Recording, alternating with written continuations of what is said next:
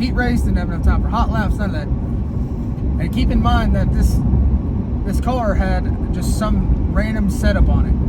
We didn't touch the suspension on it, nothing. And we pulled up, unloaded the car, changed the oil at the track while it was still on the trailer, which only had 1.5 quarts of oil in it, by the way. And that was an accident, but because of some of the things that I have figured out over the years of building engines and this and this and this, there was a few little tips and tricks that I did to the engine to make it survive, because we knew we didn't have the greatest stuff. I knew that we weren't going to be able to turn 7,500, 8,000 RPM and whatnot, even though we were limited to 7,400. So I did some tricky stuff to the engine to make it live, and it worked. Yeah. So, and then from there, I got to give a huge shout out to Joe Pell at Accelerate Auto and Transmission, because he came on board right before we went to our first race, and he ever since then he's been with us since day one. He's done a lot of stuff for us, and then also later in the year my sister-in-law opened up her business, Pup and Suds Mobile Grooming, and she came on board. It's here in Colorado Springs. Yeah, it's here in Colorado Springs, by the way. She came on board and made this whole deal happen for last season. So yeah, that's pretty much how we got started into it. It's kind of like from start to finish of putting the car together, actually working on it. We took a roller with no body. I try to put some pictures in here of it, the way it was before, and then the first race, which is terrible, by the way.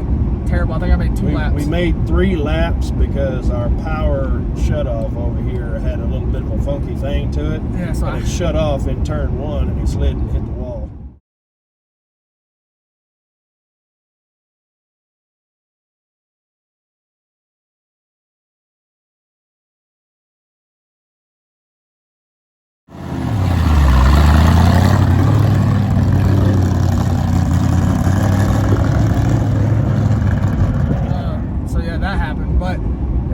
In total, we spent about 14 hours putting a car from a roller with no body to hitting the track. And that engine, the engine that we had put together, it wasn't the greatest. It was used shit.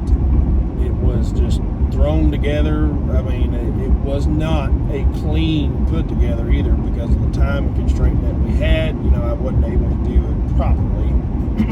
But that little engine cost us, I think, from intake down about $850, and it, surprisingly enough, it lasted 23 nights before the problem with the junky radiator that we got which is our own fault, by the way. Which is our own fault. We knew what it was. We shouldn't have skipped a corner. And yeah, we shouldn't have done that, but it happened, and that's where we're at. But it survived 23 nights, and it would rev all the way to 7,200, and it would work. It worked pretty well for about $850. So it takes a little bit of knowledge and a little bit of a go get it to try and make a little bit of money to do what we had to do with it. But yeah, it was a good little motor that we had going in. Like he said, it lasted pretty much 90% of the season until the second to last race at Honor, which I was running for points there. I was running for the championship there. I was in second, 2 points out, and I blew up that night because I overheated the motor. And then from there, we got fortunate enough meeting up with the guy we're actually going out to see right now, who's giving us a body. He lent us a motor to finish the season out, and we ended up finishing it. Had a carburetor issue the first night we took it out, and didn't do too well. We didn't finish, so that put me 4 points behind. So going into the championship night there, we rose a little bit of money for a 2,000 to win race at this track down here, and I think we got 13 cars. And thankfully for John, he really came through and letting us borrow a bunch of stuff to get us through the season. So it's not all about how much money you got. Sometimes it comes down to situations like us and this John as good people. Truth be told, a lot of the people that we dealt with at first coming into this, because both of us were new to the dirt track scene here in Colorado, and we had a lot of bad luck with people. But out of every 20 people, there's at least that one guy that you can count on. And so far, I'd had to say, I'm skeptical. I'm prior military infantry, because I'm a little paranoid on these things. And so far, John has been probably our best asset as a friend in the racing scene. He is definitely in a better term. He and the way it kind of went through and everything, he kind of, unlike a lot of people, he kind of put us under his wing, if that makes any sense, and helped us get through the rest of the year. And he's done a lot of stuff for us. I mean, this man, he let me borrow his motor, professionally built. He let me borrow his Penske shocks, which are, if you guys are in the dirt track world or any racing world, Penske shocks are not cheap. He let us borrow those, and so gave us a couple tires for that. Gave us one of them race. For that race. One of them was brand new. And to give you for instance of why we raised the money for that last race was he was within 4 points of making track championship. And I needed at least hobo budget that we had, and we needed the car count. So, and I got to give another shout out to Joe Bellum at BSD, because he helped me kind of promote that race a little bit. He brought his BSD production crew down to video it and put it online, and he brought 2 cars with him, and so it was. And I gotta also, the O'Lears, they don't normally run down there at all, so they made the trip down from Calhoun to run that race with us. So I'm thankful for everybody that showed up to that race to kind of help me out. I ended up missing it by 2 points.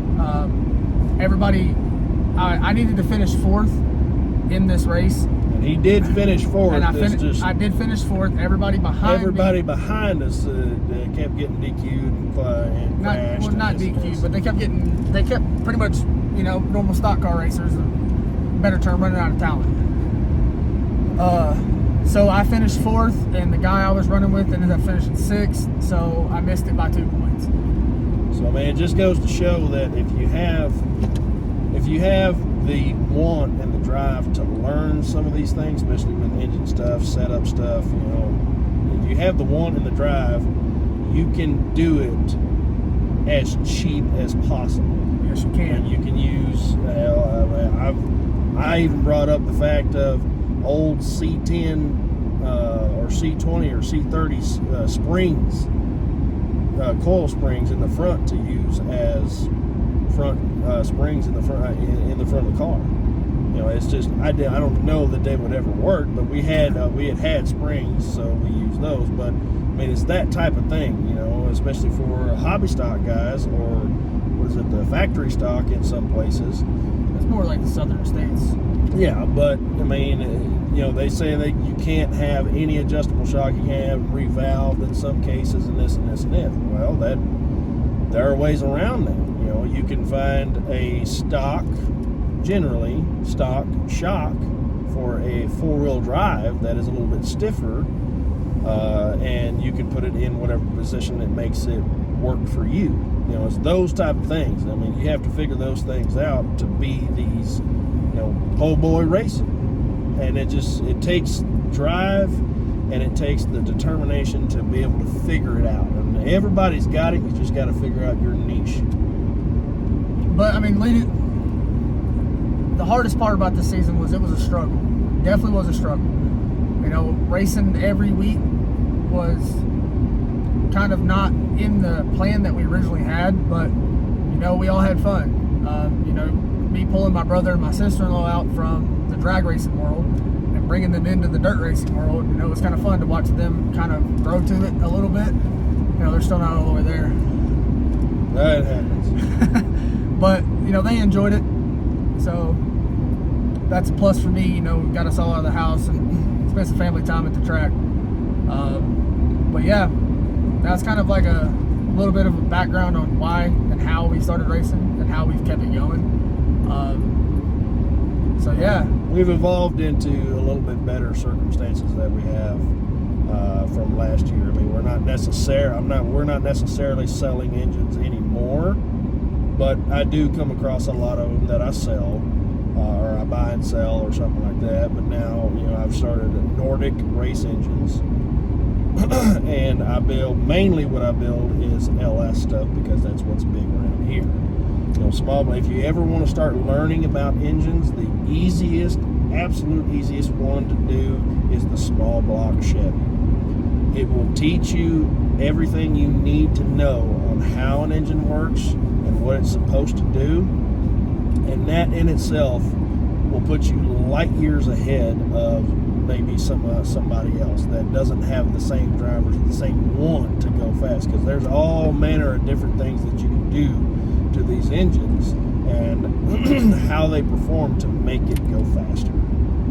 And you just have to, you know, call somebody, talk to somebody. Hell, eventually, you know, I might put my information on here to where if you need a question answered, and if I have it, I'll give it to you. I ain't scared. I'm retired Army, so you know, I get paid anyways. So that's kind of what I was going to get at next, is with me and him being in the same shop, you know, him building his motors in the shop, and then me also with my race car in the shop, you're going to see a lot of both ways. You're going to see a lot of the racing part, and then I'm going to try to get a lot of his stuff going as well. And I'll you know, I'll help him out any way I can, anyways, especially with engine stuff, because that's generally what I know. I know a lot of rear end setup stuff as well, but I can tell you and show you different tricks that you can do to make it a better running program for a lot less than what you would have to do to spend $9,000 on an engine. You know, but that's generally that's how we started out. Is we got to do this cheap because we ain't cheap. We I mean, because you know, there's a lot of people out there that, you know, that take our grassroots racing, and you know, they got that bukus of money, and you know, they show up to a race with a stacker trailer and this huge toter home, and they pull out a dwarf car. Things like that. You know, sometimes you can make your own assumptions on those type of things if you want to. Where I'm not necessarily talking shit on them. Me neither. If you have the money, if you got the money, I mean, hell, trust us. If we had that type of money, yeah, I mean, we'd probably. Me personally, I'd still be the one building his damn engines because that's what I like doing. That's my engine builder. But you know, if I had the disposable income to, you know, make the best engine that I can, then I will do that. But until then, I have to tap into my knowledge of how to make things better for as cheap as I can to make him go as fast as I can. So, and I'm sorry, this is going to be a long video, more of like a background video. We might be able to break it up into a couple parts, maybe. But to also add to that is in my, not this video, because this video is going to come out before my next one. The next one, there's going to be a little section in there of him taking apart a head. So, you know, you'll have that in there, kind of give you a little bit of insight of how he does things. Yeah. When it comes, it's little tips and tricks that, you know, home builders can do. You know, and I am going to say that some of the equipment that you're going to need to do your own work is going to be a little bit on the pricey side. You know, but you know, there are ways around it, and I'll show you these ways as we get further into it. But I want to show you the correct way, as correct as I can show you first, and then I'll show you this is kind of how you can do it in a pinch. Because, and there's another thing that I wanted to add into, you know, this channel, is I'm not going to hide anything from you. You know, when it comes to suspension wise, I see a lot of people that are like, oh, you know, we're changing this, we're changing that, don't show them. you can have the secret. If you're faster at it and you find a way to tweak it a little bit better, make it better, great. It worked for you. Just wanted to throw that in there as well. So, you know, because we're getting ready to start building my main motor, because the motor I'm using right now is one we just bought, and it has a name. It's called the Meantime motor. So we're going to use that for Vegas coming up in February, and then we are probably going to start the season with it. And then throughout the process of, you know, him building my big motor, which is a big inch small block, and I'll get into the other things, because this one's going to be a little bit different, because it's a 400, a small block 400 Chevy, but it's been bored 60 over, which does not leave a lot of meat. Now, I will show you ways as best I can. Now, again, these are some of the ways that when you get into this type of stuff, you're going to have to spend a little money to make this one live. And that's what we're going to have to do to this one. Now, the 355, I can show you much cheaper tricks to make that thing live a hell of a lot longer. Yeah, so, and then also to add to that is this whole 400 deal is going to be a trial and error for us. We're going to try a bunch of things with it, and if it works, great. If it doesn't, back to the drawing board we go. Yep. So yeah, I mean, there's going to be some videos of that coming out. You know, try to put out as many videos as I possibly can. You know, if I don't gain a following, so be it. The people who do watch, hopefully we help you. That's generally what I like to do.